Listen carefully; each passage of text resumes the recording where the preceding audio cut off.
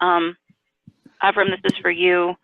Do you ever think that you may reach a point where you will be able to solemnize interfaith relationships within a halachic framework in a similar way to how Rabbi Amichai did with joy?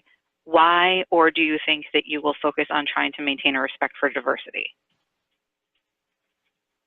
They're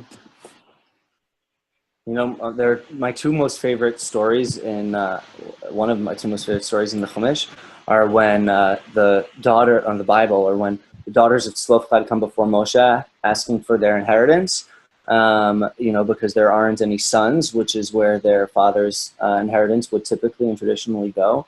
And also when a group of Israelites come before Moses and ask about observing Pesach, Passover, but they didn't, for whatever reason, weren't able to offer the Paschal lamb in time. And in both cases, Moses basically says the equivalent of, I don't know. He says, wait here for a second, let me check in with God.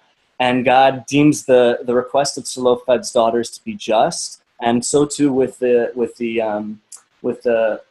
parishioners who come before Moses asking about the Pesach offering and Pesach Sheni. The idea of a second Passover is born, but that's the most honest answer I can offer at this point.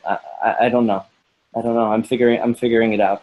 And I think in one of my conversations with you, Rabbi Amichai, you once teasingly said that traditional communities have to grapple with how we're going to treat gals, gays, and goys. And I forget the order of which that you put it. But if I'm going to be completely honest, as I look at the Orthodox community, higher on my